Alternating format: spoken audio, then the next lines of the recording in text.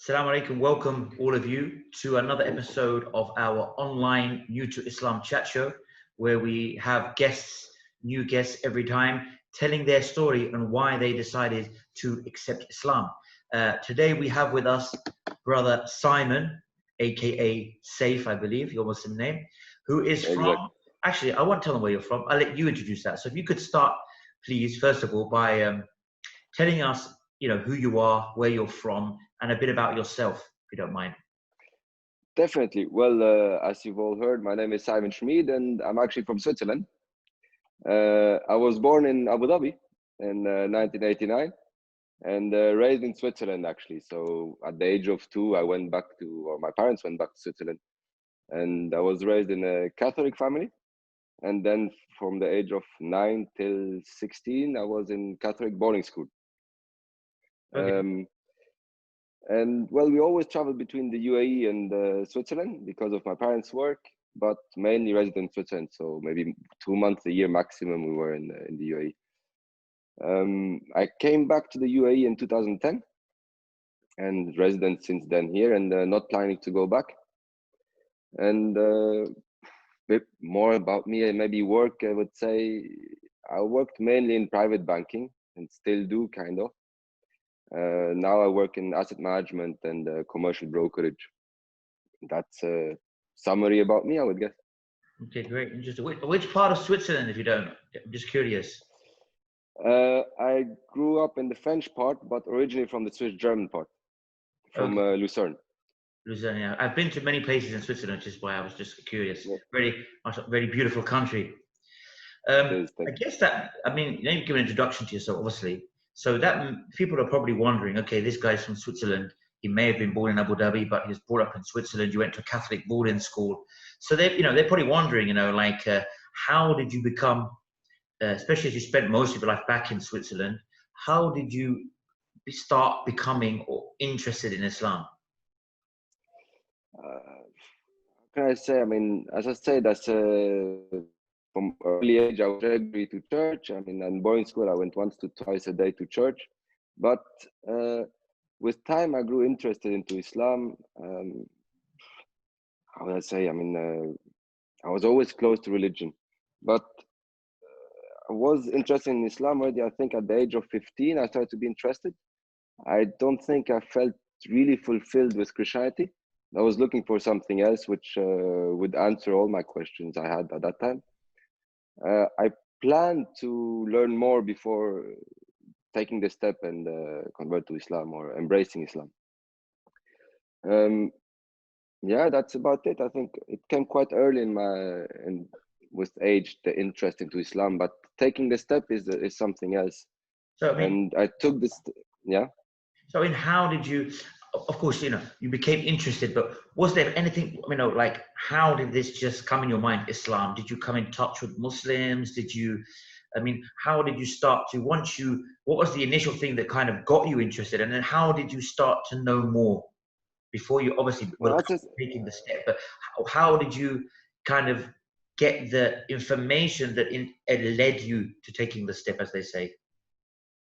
well, that came later. That came when I could have done it in Switzerland, but I guess it's a bit more difficult, and you might have some people which preach a bit the wrong part of Islam. I was afraid of that. So by coming to the UAE, that allowed me actually to meet with people which are good Muslims and good practicing Muslims. I surround myself from a few friends which are still are friends, very close friends of mine. One of them is also in charge of an Islamic center in Abu Dhabi, the House of Islamic Culture. And I think they taught me a lot about Islam, and they helped me to take this step forward and embrace the religion.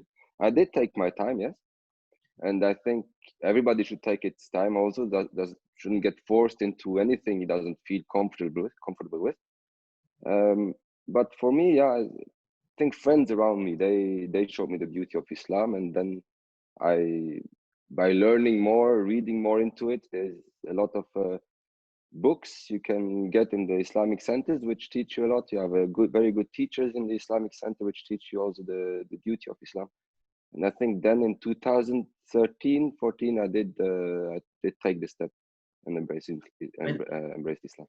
you know, it's important what you mentioned, you know, that the fact that, you know, you wanted to make sure that you were listening to the right people, because we always say that, you know, Islam is perfect, but Muslims aren't. So, you know, True. there may be many people who, and of course there, you know, we can never say, of course, that there is a wrong Islam. Islam is always right. But definitely we can say that there are people who, you know, may give a false message saying that this is a message of Islam, but it is their own warped, you know, misconceived Exactly. misunderstandings, you know, that they are saying, not the true Islam. So we always say to people, look at Islam as the religion. Don't judge Islam by, you know, in reality, a very small minority of Muslim, you know, people who, you know, say they are doing things in the name of Islam. So that's also very important. What was it you'd say that really, you know, struck you about Islam? Because a lot of people we speak to, they say, for example, that one of the main things that, you know, convinced them or that really stood out to them is how Islam really focuses on there is only one true God and that nothing should be worshipped except him. And this is, and he has no, there's nothing like him. He has no, you know, he has no children. He's not equal to anybody. So a lot of people say that this really, to them, this was the only religion that really kind of explained the Almighty as being the Almighty, the Creator. You know, the Creator cannot be like his creation. Yeah, exactly. I mean, well, I believe in, from what I learned actually, it is said also in the other monotheistic religions, say the same, but it's not applied. So, for example, I mean, don't have to go into details, but we know that it's not really applied. Also, you don't pray, you don't adulate other than God. Yes. And some religion, even though they are monotheistic, they pray to others, and which is for us Muslim, it's not the case. And so that was one thing. I mean, for me myself, and I said, I had one important point, and also it just because it was in my brain like this growing up Catholic, is that the Virgin Mary is virgin, and in Islam also she is a virgin. That helped actually. That opened the door already a bit more for me to learn more about Islam. But I think it's more about the beauty of the religion, the mercifulness of the message, how merciful it is, and how really in Islam it's a lot about being kind to each other. It's a lot about taking care of ourselves in order to be able to be good to others. And I think the entirety of the religion makes most sense to me and is actually the most suited for me, I've discovered. It's a good point. It's interesting you mentioned the fact that, you know, Virgin Mary, because, you know, we believe as well as Muslims, of course, as you know, apart from, you know, our main testimony of faith, which, you know, we're going to talk about, that you would have had to have said to become a Muslim back in 2013, I think you said, is that, you know, you have to believe and testify that there is only one true God and nothing deserves to be worshipped except him, Allah, Almighty God. And the Prophet Muhammad is his last and final messenger. But of course, as Muslims, as you know, we must believe in Jesus and Abraham and Moses. And we believe that they, you know, that they all came with Islam, because Islam literally means to submit and surrender to Almighty God. So they all came with this message. The big difference, of course, as Muslims, we don't believe that any of them were God or the sons of God or part of God, or deserved to be worshipped. However, they were the, you know, the best of mankind. So, you know, we do have that similarity in the sense of we also believe in Jesus, etc. But like, you know, as we said, him being the Messiah, the chosen one, however, not being God himself or having the characteristics of God. So 2013, you took the final step. Yes. How did that happen? Where did you do it? I did it at a friend's place actually, with a few other friends around, and it was very easy. I thought it would be a bit more ceremonial as in other religions, but I just actually acknowledged Islam as being my religion, and then I repeated the words. Obviously, I didn't speak Arabic and still don't, unfortunately, but I'm learning. But they told me exactly what I was saying, and then came home and took a shower. And obviously, with step by step, it's not. I didn't become the perfect. I mean, nobody is a perfect Muslim, but I think I keep on learning step by step, and I didn't wake up next morning and directly I felt like now I am fully Muslim. No, I have to learn, and I still am learning. and I have to perfection myself with time. And but it did take a big weight away from my heart.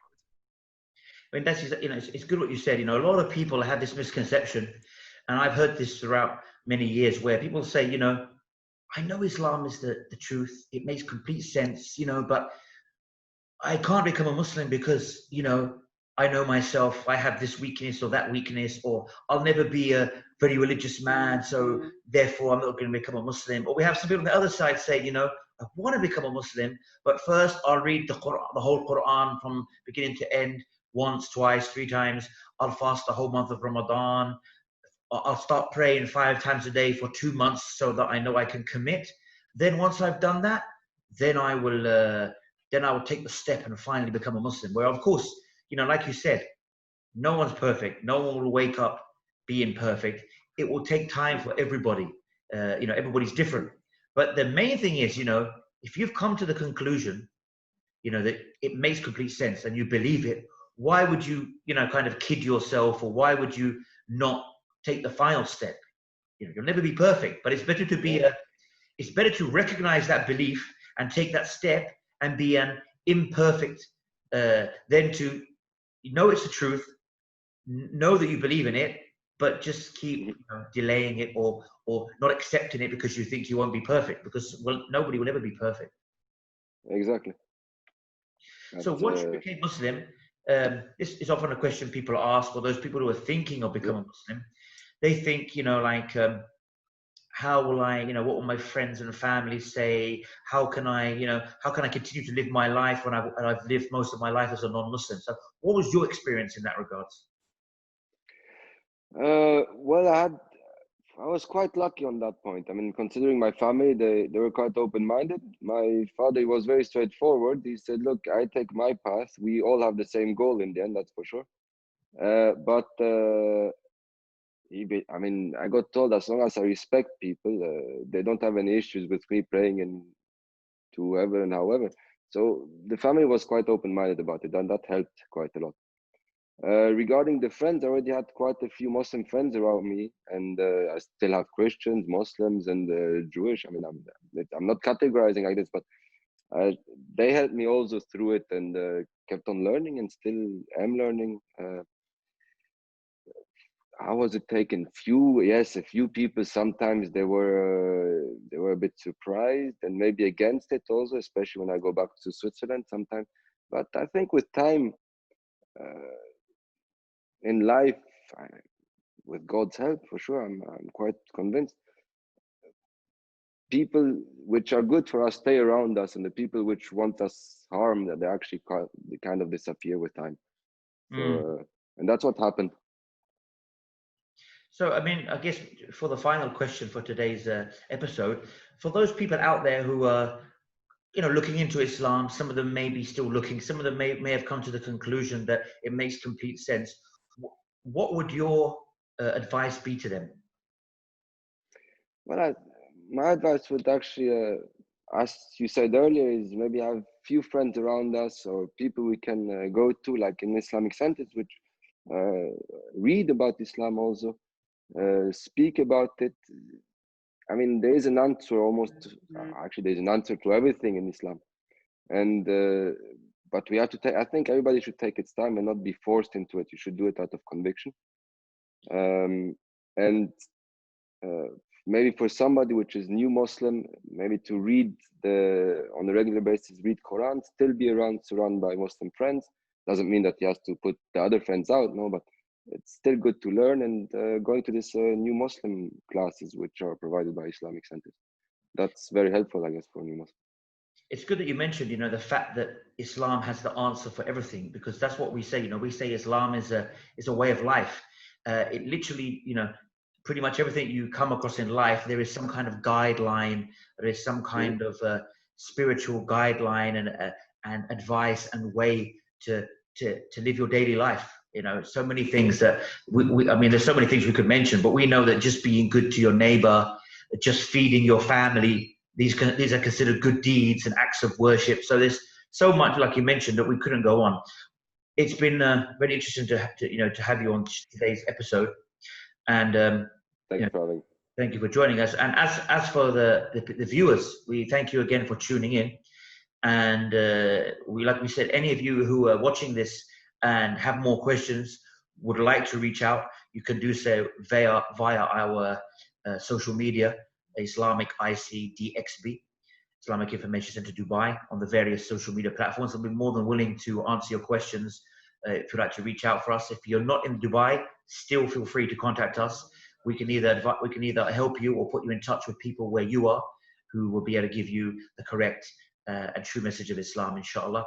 So we will end, as we always do, to the viewers, thanking you again for tuning in, and we will end with the greetings of Islam, which are the greetings of peace. Assalamu alaikum, peace be upon you.